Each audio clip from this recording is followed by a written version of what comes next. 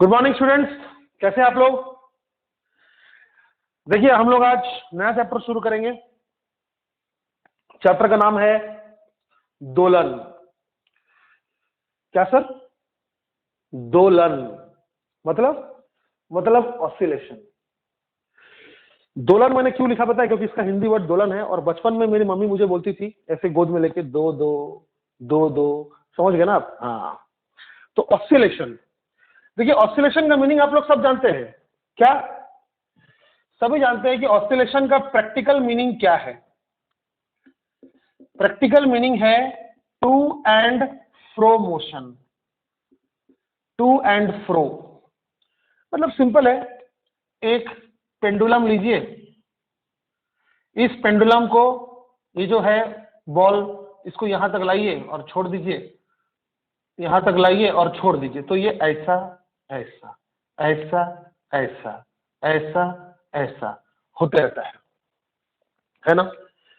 तो इसी चीज को ऑसिलेशन बोलते हैं, या कभी कभी इसको बोलते हैं, जिसको ज्यादा इंग्लिश बोलने का इच्छा होता है, back and fourth motion. Back and fourth motion मतलब यही पेंडुलम को इधर नहीं ले जाता, अगर ऐसा कर दीजिएगा और छोड़ दीजिएगा, इन बोर्ड से बाहर लाइए और छोड़ दीजिए, तो वो कैसा होगा? ऐसा ऐसा ऐसा ऐसा। तो इस साइड से देखने वाले क्या बोलेंगे, है ना? मतलब ऐसा ऐसा अगर हो रहा है तो क्या बोलेंगे? Back and fourth. और ऐसा ऐसा अगर हो रहा है तो क्या बोलेंगे? To and fro. That doesn't matter, but आप समझ गए ऑसिलेशन क्या चीज है। अब देखिए ऑसिलेशन चैप्टर शुरू करने से पहले आपको ना दो टर्म्स आने चाहिए। क्या? एक है पीरियोडिक एंड नॉन पीरियोडिक। समझ गए होंगे आप, नाम से समझ में आ रहा है। देखिए पीरियोडिक का मतलब क्या हो जाएगा? पीरियोडिक मोशन का मतलब क्या हो जाएगा? सबसे पहली बात आपको तो यह समझना होगा कि अगर मैंने मान लीजिए यहां से गाड़ी स्टार्ट किया और चल दिया, सीधा सीधा ही चलते रहा, सीधा ही चलते रहा, सीधा ही चलते रहा और कहीं जाकर रुक गया, तो क्या ये ऑसिलेशन है? नहीं। लेकिन अगर मान लीजिए मैं वहां जाकर वापस आया, फिर वापस गया, फिर वापस आया, फिर वापस गया, यानी I have to repeat the path. मुझे पाथ रिपीट करना पड़ रहा है। ये देखिए, ये पाथ बार बार बार बार बार बार, सब बार बंद है, बार बार बार बार रिपीट करना पड़ रहा है। तो वो रिपीटेशंस अगर इक्वल इंटरवल ऑफ टाइम पे हो, इक्वल इंटरवल ऑफ टाइम पे हो, तो फिर क्या कहते हैं हम? Periodic motion. और अगर नहीं हो तो नॉन पीरियोडिक मोशन। मतलब यहां से यहां आने में जितना समय लग रहा है, यहां से वापस जाने में उतना समय नहीं लग रहा है, कम लग रहा है या ज्यादा लग रहा है, तो नॉन पीरियोडिक मोशन उसको बोलते हैं। और पीरियोडिक मोशन किसको बोलते हैं आप समझ गए? रिपीटेशंस अगर इक्वल इंटरवल ऑफ टाइम पे हो तो बेटा याद रखिएगा कि ऑसिलेटरी मोशन जो होता है, यानी ऑसिलेशन जो होता है, वो पीरियोडिक मोशन होता है। पीरियोडिक मोशन, ठीक है। लेकिन क्या सारे पीरियोडिक मोशन ऑसिलेशन होता है? क्या सारे गामा पीरियोडिक मोशन ऑसिलेशन होता है?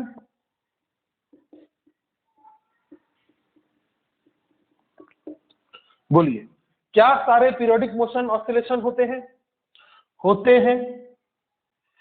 क्वेश्चन आंसर नहीं, सारे पीरियोडिक मोशन ऑसिलेशन नहीं होते हैं। For example uniform circular motion, uniform circular motion वो पाथ को रिपीट कर रहा है, वो पाथ को रिपीट कर रहा है, लेकिन क्या ये ऑसिलेशन है? नहीं। तो uniform circular motion is a periodic motion but is not oscillatory motion. समझ गए आप? तो ऑसिलेटरी मोशन पीरियोडिक मोशन होगा, लेकिन सारे पीरियोडिक मोशन ऑसिलेशन होगा ये जरूरी नहीं है। समझ गए आप? अच्छा, उसके बाद आपको एक और टर्म समझ लेना चाहिए, नंबर 2। पीरियोडिक और नॉन पीरियोडिक पढ़ लेने के बाद आपको कुछ और टर्म्स समझ लेने चाहिए। एक है एम्पलीट्यूड। मैं आपको बारी बारी करके सबका मीनिंग बता देता हूं। जैसे मान लीजिए ये एक फिक्स्ड दीवार है, एक फिक्स्ड दीवार है, वॉल है, इसके साथ एक स्प्रिंग लगा दिया गया है और स्प्रिंग के साथ एक ब्लॉक है जिसका मास m है और मास को रख दिया गया है एक स्मूथ हॉरिजॉन्टल टेबल पे। समझ गए आप? मास को रख दिया गया है एक स्मूथ हॉरिजॉन्टल टेबल पे। अब इस लाइन को हम कर देंगे डॉट डॉट डॉट। अब हम इस मास को उधर खींचेंगे इतना डिस्टेंस तक। कितना डिस्टेंस तक? इतना डिस्टेंस तक खींचेंगे। तो खींचने पर क्या होगा बेटा? ये जो स्प्रिंग होगा ऐसा हो जाएगा,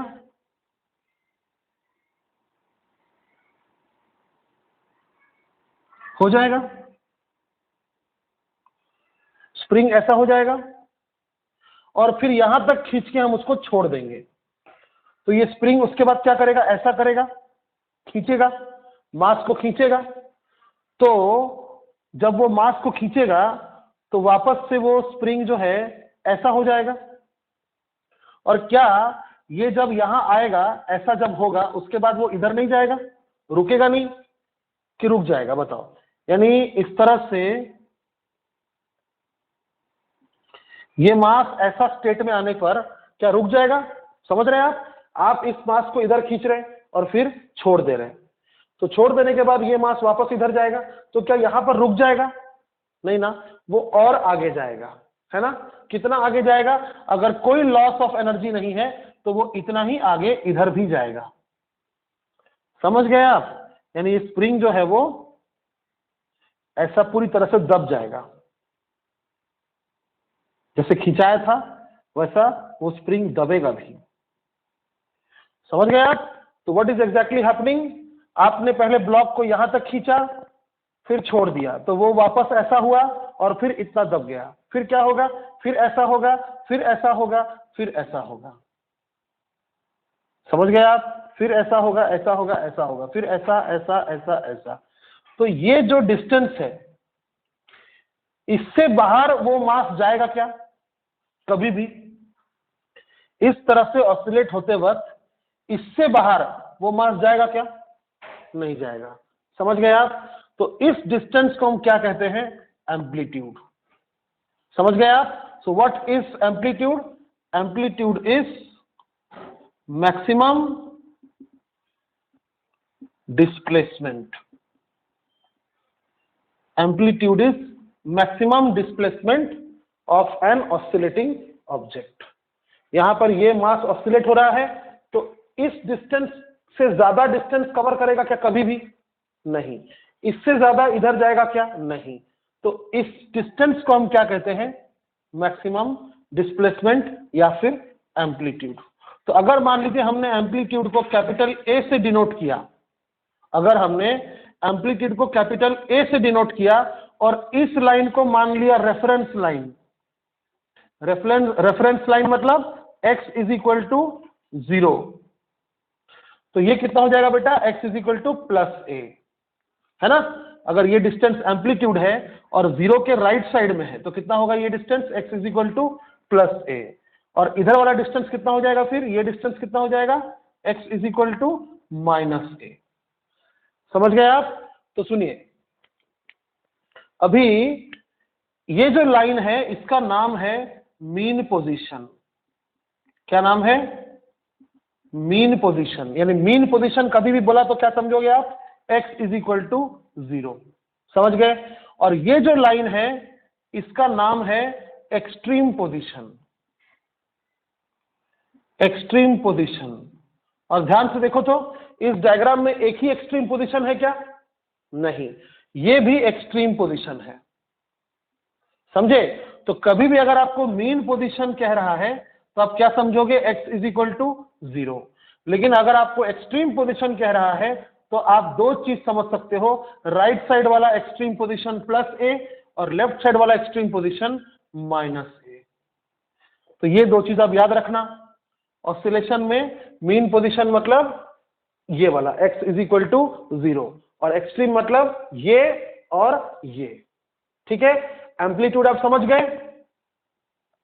अच्छा, मैं आपसे एक सवाल पूछता हूं, यहां पर छोटा सा सवाल है।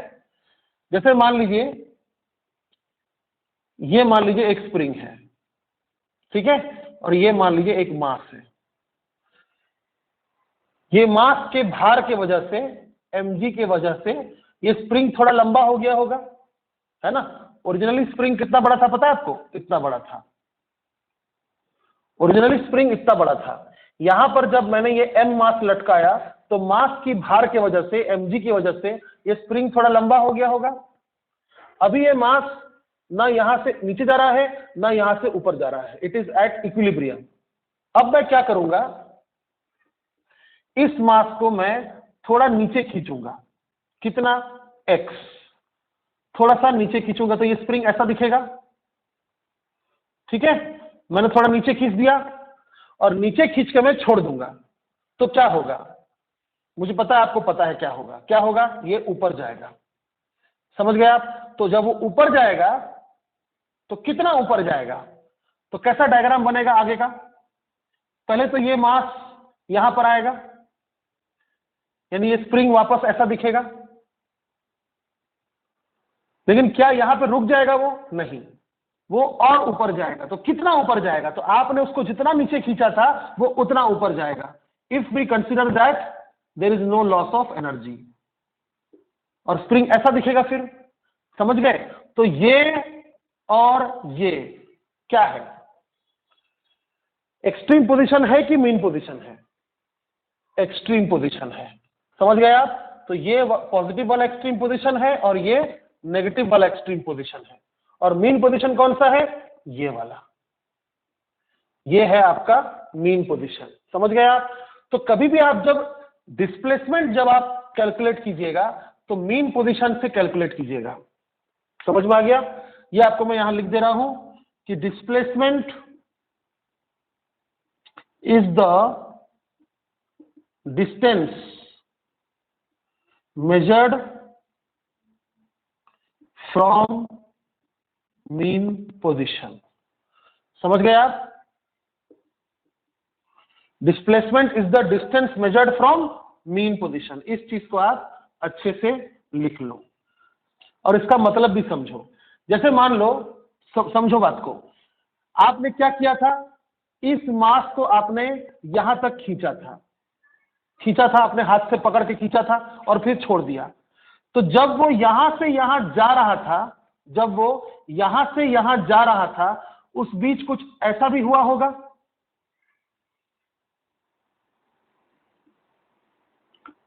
ऐसा भी हुआ होगा। समझ रहे आप चीज को। देखिए, आपने इसको यहां तक खींचा, उसका डायग्राम मैंने यहां बनाया, ठीक है। फिर आपने क्या किया, उसको छोड़ दिया। क्या, फिर क्या किया आपने, उसको छोड़ दिया। जब आपने उसको छोड़ दिया तो वो ऊपर जाएगा। तो ऊपर जाएगा तो कहां तक जाएगा, यहां तक जाएगा, है ना।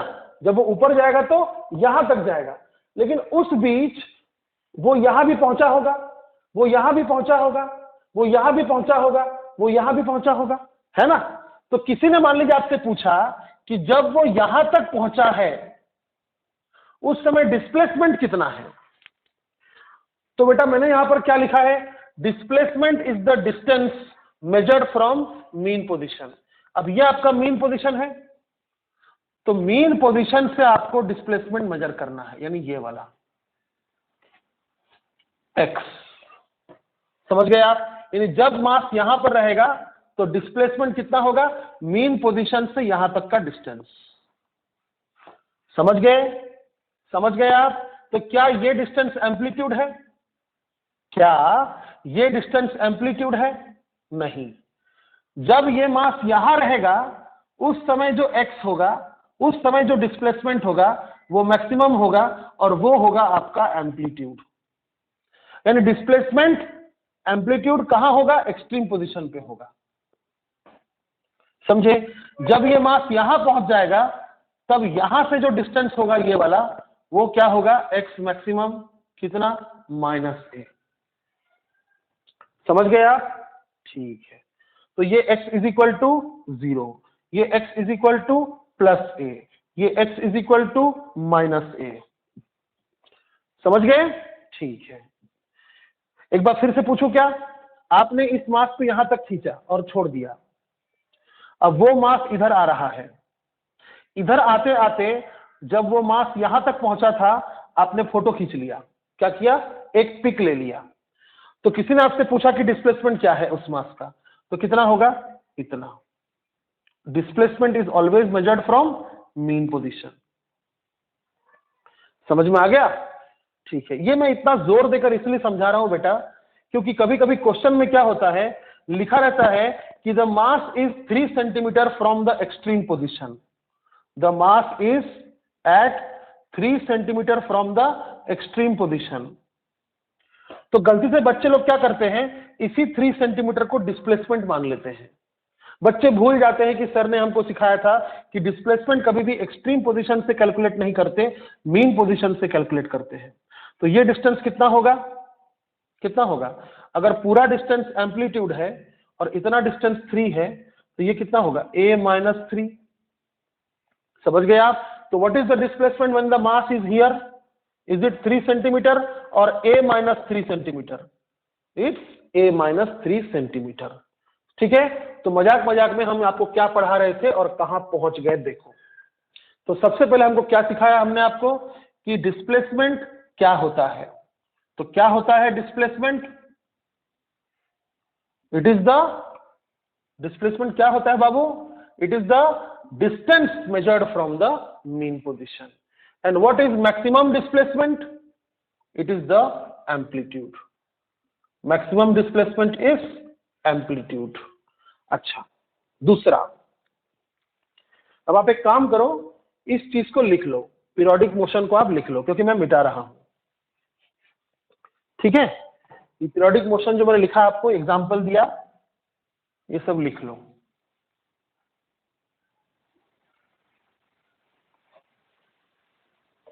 अब एक नया टर्म सीखते हैं। चलो, नया टर्म क्या है बेटा? 3 नंबर, टाइम पीरियड।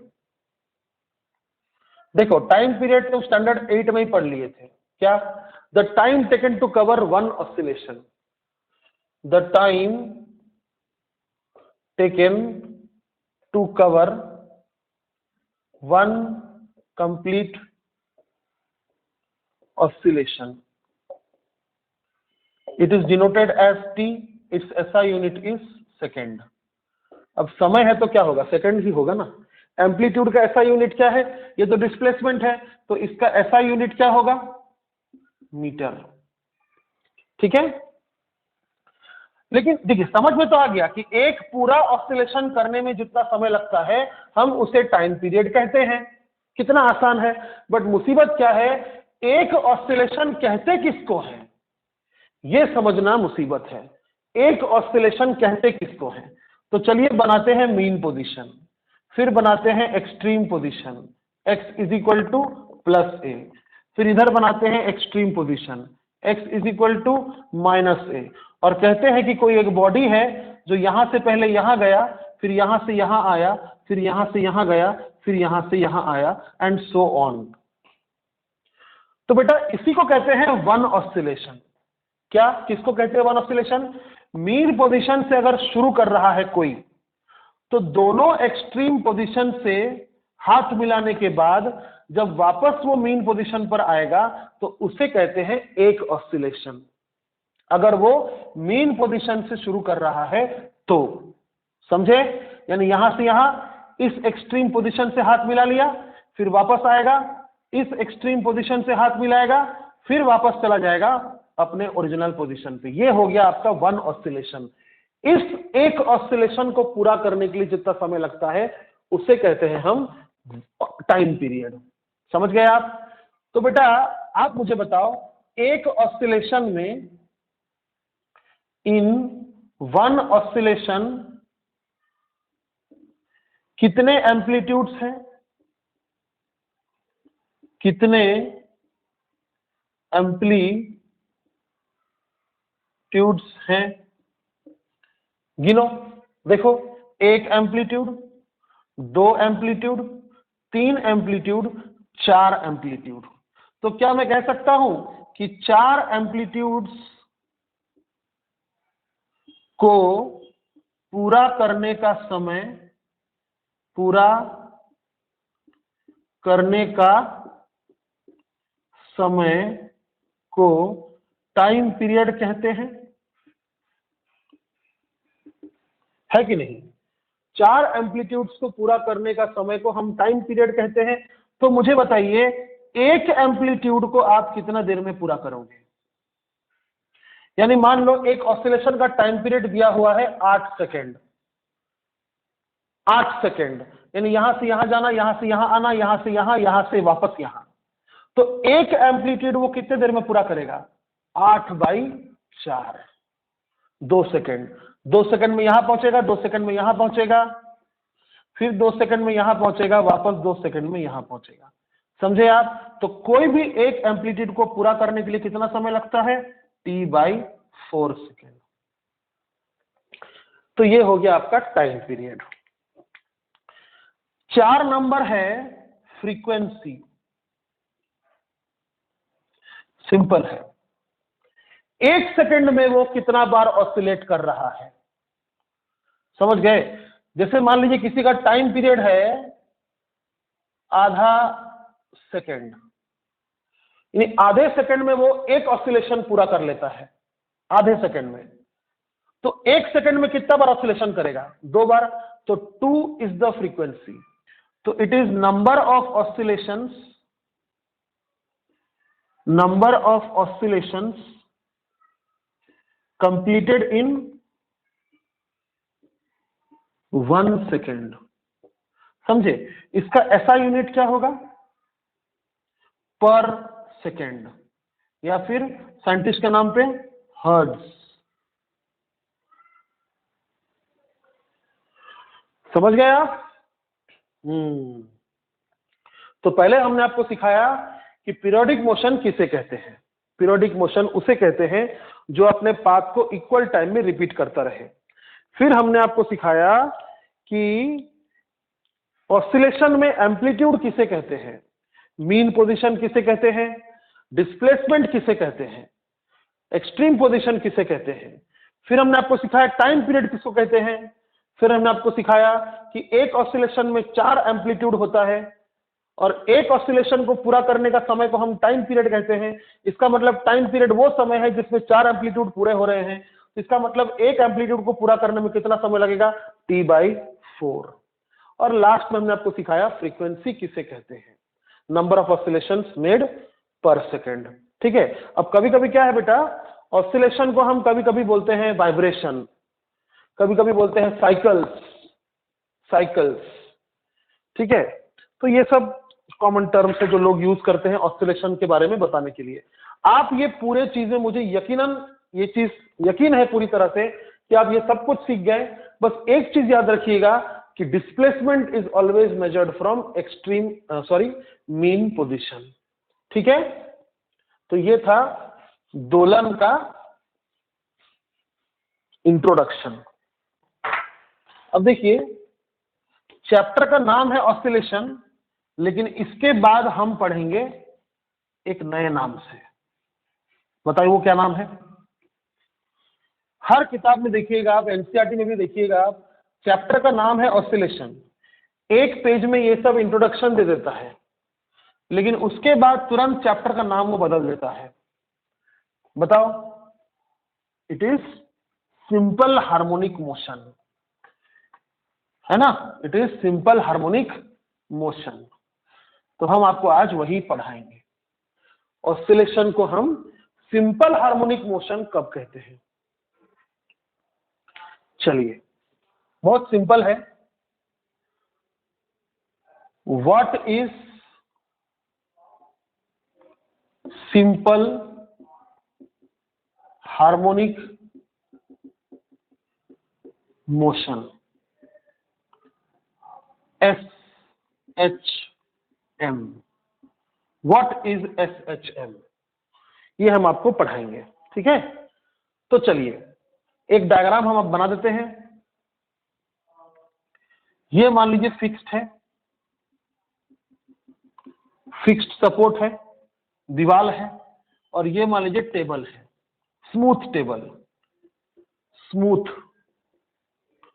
ठीक है। यहां पर एक लगा है स्प्रिंग,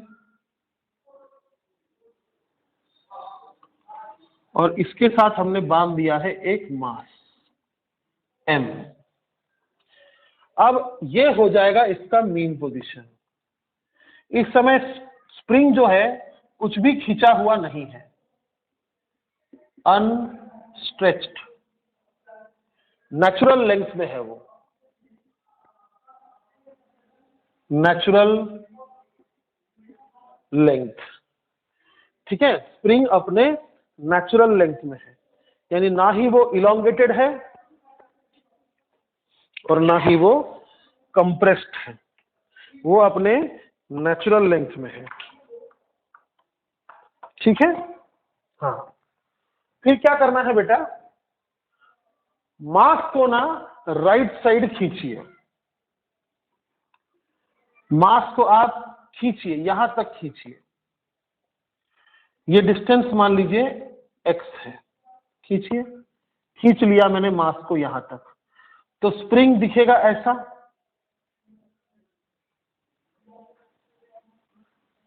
दिखेगा। खींच के पकड़ के रखिए, इसको जाने मत दीजिए कहीं, पकड़ के रखिए। उस समय आप क्या फील कीजिएगा, जब आप मास को यहां तक खींच के पकड़ के रखिएगा, आप क्या फील क्या कीजिएगा, आपको क्या एहसास होगा? आपको यह एहसास होगा कि कोई मास को इधर खींच रहा है, समझ गए।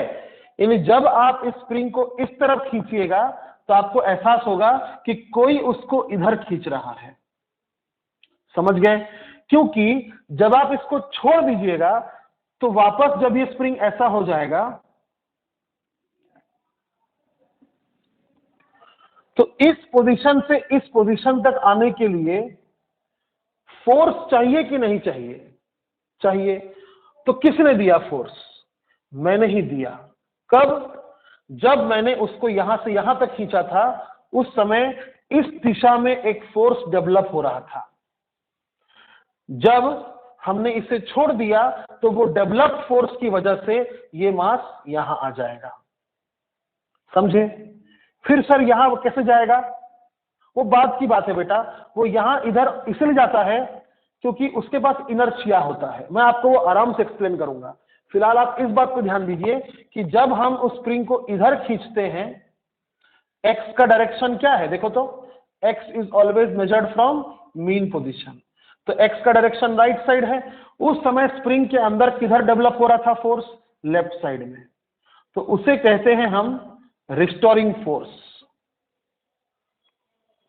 क्या कहते हैं? रिस्टोरिंग फोर्स, समझ गए? FR।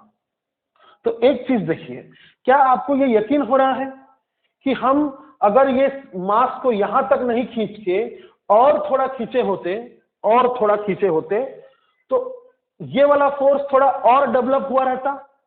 कॉमन सेंस वाली बात है कि नहीं। हम अगर उसको यहां तक नहीं खींच के यहीं तक खींचते, मान लीजिए यहां से यहां तक खींचते बस, और एक बार हम क्या करते, यहां से यहां तक खींचते, तो किस केस में ज्यादा फोर्स डेवलप होता स्प्रिंग में? जब आप ज्यादा खींचेंगे तब। इसका मतलब क्या हुआ कि restoring force is directly proportional to x, है कि नहीं। जितना ज्यादा आप खींचिएगा उतना ज्यादा ये फोर्स डेवलप होगा। और तो और एक्स का दिशा अगर राइट साइड है तो रिस्टोरिंग फोर्स लेफ्ट साइड है, समझ गया। यानी माइनस साइन देना पड़ेगा। तो negative sign indicates that restoring force and x are in opposite direction,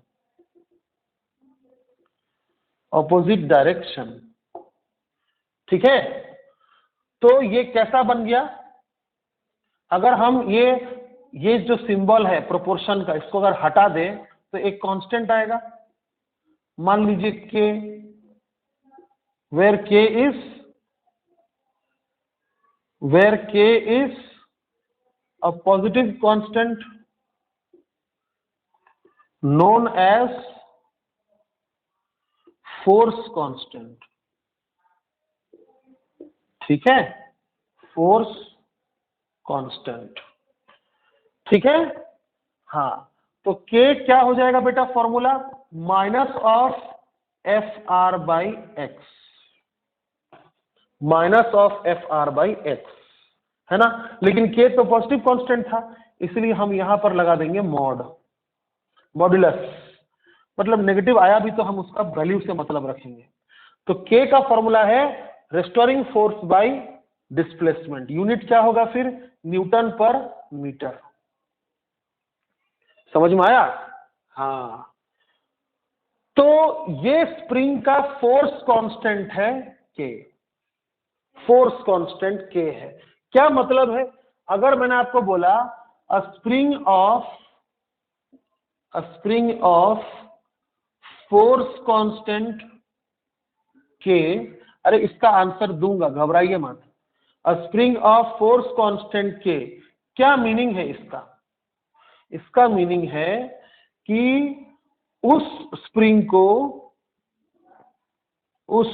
को अगर आप 1 मीटर खींच के लंबा कीजिएगा, if the spring is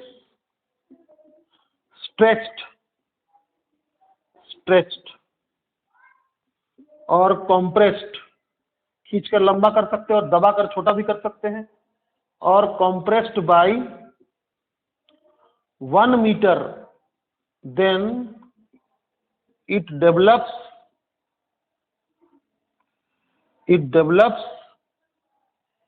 k newton restoring force. नहीं समझे ना, मैं आपको समझा दूंगा, आप लोग समझेंगे।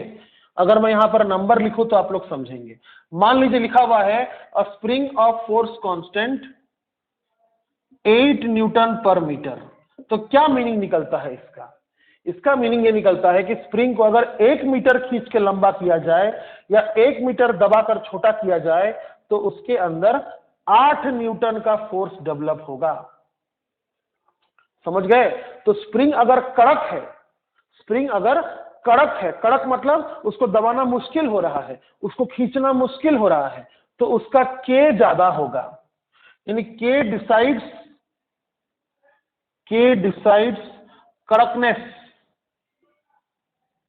कड़कपन, स्टिफनेस ऑफ स्प्रिंग। अच्छा, स्प्रिंग के केस में फोर्स कांस्टेंट को स्प्रिंग कांस्टेंट भी कहते हैं, स्प्रिंग कांस्टेंट भी कहते हैं। ठीक है, अब सुनिए, क्वेश्चन था, ये तो समझ गया पूरा, है ना। क्वेश्चन था what is simple harmonic motion. अच्छा, मुझे बताइए ये स्प्रिंग में ऑसिलेशन होगा कि नहीं होगा? यानी इस मास को अगर यहां तक खींच के छोड़ दिया जाए तो ये spring toy toy toy toy toy toy toy toy करेगा कि नहीं करेगा? ऑसिलेट करेगा कि नहीं करेगा? करेगा, है ना, ऑसिलेट करेगा। यानी सिंपल हार्मोनिक मोशन किसे कहते हैं? पहली बात तो वो ऑसिलेशन होना चाहिए। सिंपल हार्मोनिक मोशन किसे कहते हैं ना, पहली बात वो ऑसिलेशन होना चाहिए, दूसरी बात ये वाला कंडीशन फॉलो होना चाहिए। समझ गए? तो ठीक है, मैं आपको एग्जांपल भी दूंगा, है ना, मैं आपको एग्जांपल भी दूंगा, घबराइए मत। देखिए ध्यान से, मैं क्या लिख रहा हूं, this condition is followed by an SHM। समझ गए? सबसे इंपॉर्टेंट बात आज का यही है कि SHM किसे कहते हैं। तो SHM किसे कहते हैं? SHM is that oscillation where this condition is followed. This condition is followed.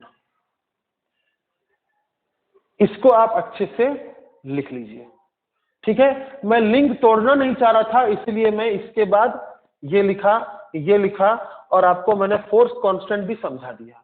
उसके बाद मैंने सोचा कि इसका आंसर अब दिया जाए। तो एक इंपॉर्टेंट बात क्या समझे आप, क्या कोई भी या फिर क्या सारे ऑसिलेशंस जितने भी टाइप के ऑसिलेशंस होंगे, सारे ऑसिलेशंस एसएचएम होते हैं?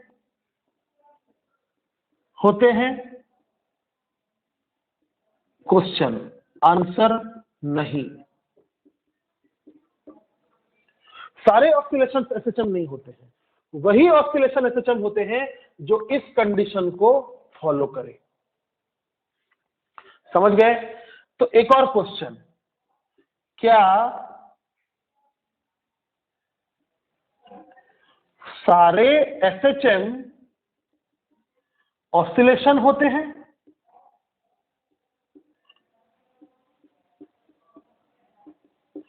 क्या दीजिएगा आंसर?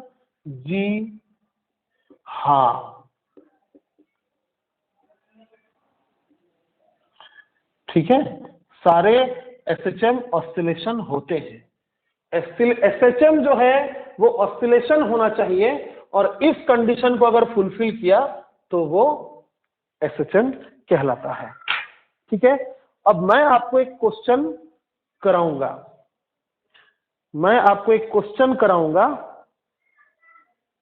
जिसमें आप ये समझ जाएंगे कि इसका मीनिंग क्या है। बहुत लोग क्या होते हैं पता है आपको, बहुत लोग ये सब कुछ समझने के बाद भी समझ नहीं पाते हैं कि हम क्या कहना चाह रहे हैं।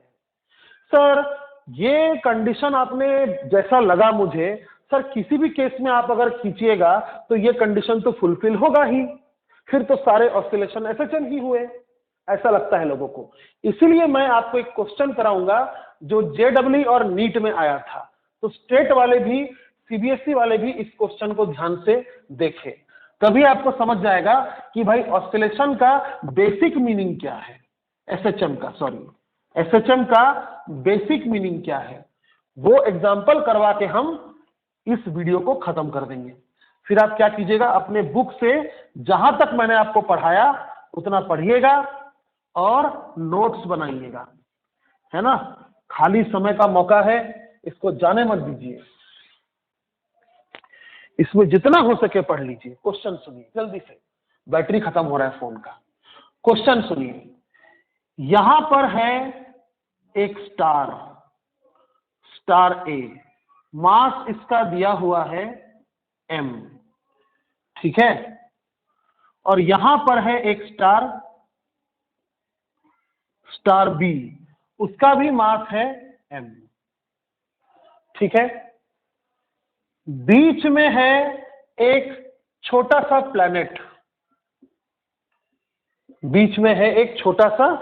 प्लैनेट, ठीक है।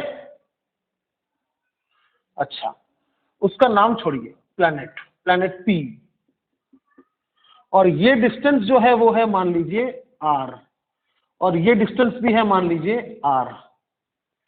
अब हो क्या रहा है, आप तो जानते हैं ग्रेविटेशन मतलब ग्रेविटेशन। ये स्टार जो है, ये तारा इस ग्रह को अपनी ओर खींच रहा होगा, ये भी तारा इस ग्रह को अपनी ओर खींच रहा होगा, ये तारा इस तारे को भी खींच रहा होगा, बट उससे मुझे मतलब नहीं है, मैं इस प्लैनेट के बारे में सोच रहा हूं। तो इस प्लैनेट को, this planet is being attracted by both the stars toward themself, है कि नहीं। इस प्लैनेट को जिसका मास कितना है m, इस छोटा m, ये प्लैनेट को ये स्टार खींच रहा है, ये प्लैनेट को ये स्टार भी खींच रहा है। लेकिन सोचिए ये मास कितना है, ये मास भी उतना ही है ना। यानी ये मास इस मास को जितना फोर्स इधर लगा रहा है, ये मास भी इस मास को उतना ही फोर्स इधर लगा रहा है। इसका मतलब क्या हो गया, इसका मतलब हो गया कि ये प्लैनेट यहां पर इक्विलिब्रियम में है, ये ना उस स्टार के पास जाएगा ना इस स्टार के पास जाएगा, क्योंकि ये फोर्स तो कैंसिल हो गया। समझ गए आप? ठीक है, अब क्या करने का, इस प्लैनेट को यहां तक खींच के ले जाइए। ये जो प्लैनेट है ना, इस प्लैनेट को यहां तक ले जाइए आप खींच के। आप अपने हाथों से भगवान बन के इसको पकड़िए और यहां तक खींच के ले आइए। और मान लीजिए आपने खींचा कितना, डिस्टेंस y। ठीक है, अब इस प्लैनेट को भूल जाइए क्योंकि अब ये प्लैनेट यहां पर है। ठीक है बेटा, ठीक है। अब क्या हो रहा होगा, ये प्लैनेट ये स्टार इस प्लैनेट को अपनी तरफ खींच रहा होगा,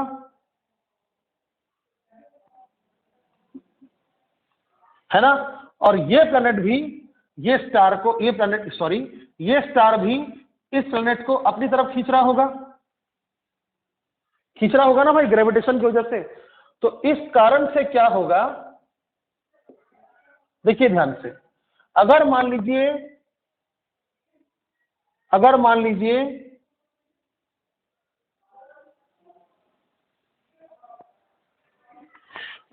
लीजिए ये एंगल थीटा है तो ये एंगल भी थीटा होगा, समझ रहे ना आप।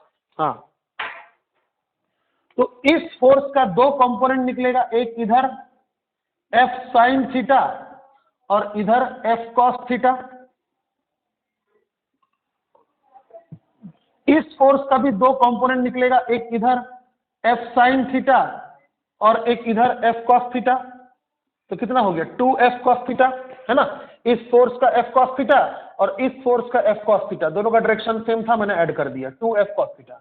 अब क्या लग रहा है आपको कि ये जो प्लैनेट है उस पर जो ये वाला फोर्स लग रहा है वो कैंसिल हो गया होगा, इधर जितना इधर उतना। लेकिन ये जो फोर्स है कितना, 2F cos थीटा, इस फोर्स की वजह से वो नीचे आएगा, बिल्कुल आएगा, है ना। ये प्लैनेट इस फोर्स की वजह से नीचे आएगा। क्या यहां पर आके रुक जाएगा, नहीं, उसके पास एक इनर्शिया होगा। अरे आप जहां पर ब्रेक लगाते हो वही रुक जाते क्या, थोड़ा और आगे जाते हैं ना। हाँ, तो ये प्लैनेट यहां आके रुक नहीं सकता। ये y डिस्टेंस अगर ऊपर गया था तो y डिस्टेंस नीचे भी आएगा, समझ गए। ये प्लैनेट यहां भी आएगा, फिर क्या होगा, ये इसको इधर खींचेगा, ये इसको इधर खींचेगा, कुछ ऐसे हालात पैदा होंगे और फिर इस साइड फोर्स होगा कितना, 2F cos थीटा होगा ना। इस साइड होगा फोर्स कितना, 2F cos theta.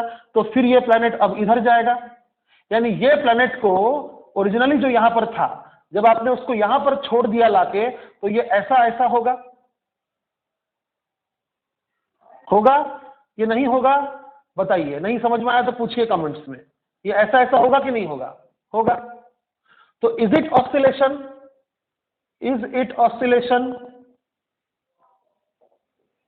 Question answer yes, it is performing to and fro motion, it is oscillation। अब सवाल उठता है, is it SHM, question answer अभी पता नहीं है। तो चलिए पता करते हैं। याद रखिएगा, SHM होने के लिए क्या चाहिए, F प्रोपोर्शनल टू -x चाहिए। अब यहां पर y लिखेंगे, x नहीं लिखेंगे, ठीक है, क्योंकि हमने y डिस्टेंस से खींचा है तो x के जगह y लिखेंगे। तो करना कुछ नहीं है, फोर्स निकालना है बस। तो देखिए फोर्स हमने निकाल चुके हैं, हम फोर्स निकाल चुके हैं कितना, फोर्स है 2F cos थीटा। चलिए बस लिख दीजिए, F कितना होगा, देखिए ये है F, है ना। ध्यान से देखिए, ये था स्टार A, ये है प्लैनेट M, मास M, और ये डिस्टेंस आपको पता करना होगा। तो ये डिस्टेंस कितना है R, यहां से यहां तक डिस्टेंस कितना है R, और ये डिस्टेंस कितना है Y। तो ये कितना होगा, Pythagoras theorem, √r² plus y²। ये डिस्टेंस क्यों चाहिए सर आपको, बेटा ग्रेविटेशन में याद कीजिए, अगर दो मास है M1 M2 और उनके बीच का डिस्टेंस है r, तो ग्रेविटेशनल फोर्स कितना होता है Gm1m2 अपॉन r स्क्वायर होता है ना। यानी आपको वो डिस्टेंस चाहिए जो दो मास के बीच में है, इसलिए मुझे वो डिस्टेंस चाहिए था जो दो मास के बीच में है, और वो मुझे मिल चुका है। अब मैं लगा दूंगा फॉर्मूला। फोर्स की जगह मैं लिखूंगा Gm1m2 बाई ये डिस्टेंस का स्क्वायर। ये डिस्टेंस किसमें है, रूट में है, तो स्क्वायर कितना हो जाएगा, रूट हट जाएगा, r square plus y square. अब रहा सवाल कॉस थीटा का, बहुत सिंपल है। देखिए ये थीटा है, तो कॉस थीटा क्या होता है, base by hypotenuse, base by hypotenuse, ठीक है। तो एफ नेट कितना हो गया फिर 2Gmm y upon r square plus y square का पावर। देखिए यहां पर पावर कितना है 1, और ये अंडर रूट मतलब पावर कितना होता है हाफ, तो कितना हो गया 3/2। तो f net is equal to, अच्छा माइनस साइन भी होगा, क्यों, क्योंकि देखिए ऊपर की तरफ y है, आप प्लैनेट को कहां से कहां ले गए थे, यहां से यहां ले गए थे, तो ऊपर की तरफ y है, और फोर्स किधर है 2f cos थीटा, y किधर है ऊपर की तरफ, और फोर्स किधर है 2f cos थीटा नीचे की तरफ, इसलिए यहां पर माइनस साइन लिखना पड़ेगा, ठीक है। हाँ, तो डायरेक्शन अपोजिट है, तो 2Gmm ये सब कॉन्स्टेंट्स है, और वेरिएबल कौन है y अपॉन r का पावर 2 प्लस y का पावर 2 का पावर 3/2। बताइए इस इक्वेशन को देखकर कोई बच्चा भी बोल सकता है कि सर ऐसा नहीं हो पाया, f proportional to minus y नहीं हो पाया, क्योंकि देखिए माइनस वाई तो आपको दिख गया होगा, लेकिन अंधा मत बनिए, y तो यहां भी है। क्या ऐसा कंडीशन हो सकता है क्या? आप इस चीज को देखकर सिर्फ ऐसा लिखकर छोड़ देंगे f proportional to minus y? आपको क्या लिखना पड़ेगा, f proportional to minus y upon r square plus y का स्क्वायर का पावर 3/2। ऐसा हुआ क्या? नहीं हुआ, तो इट इज नॉट SHM। समझे? It is not an SHM। See, ये ऑसिलेशन हुआ लेकिन SHM नहीं हुआ, क्योंकि ये कंडीशन फुलफिल नहीं हो पाया। मुझे पता है कि आप लोग जो नहीं चाहते कि मुझे एंट्रेंस करना है, आप लोग जो प्योर स्टेट वाले बच्चे हैं वो सोचेंगे काय को देखना है सब। नहीं, मैं तो बोलूंगा आप लोग इस वीडियो को यहां पर पॉज कीजिए, दोबारा इस एग्जांपल को देखिए, समझने का कोशिश कीजिए कि आखिर ऐसा क्यों कहते हैं कि ये कंडीशन को फॉलो करने वाला ही SHM कहलाता है। समझ गए? अब आपको मैं दिखाऊंगा एक जादू। सपोज कीजिए क्वेश्चन में लिखा है कि प्लैनेट जो है, प्लैनेट को थोड़ा सा डिस्प्लेस किया गया, प्लैनेट को थोड़ा सा डिस्प्लेस किया गया, थोड़ा सा डिस्प्लेस किया गया।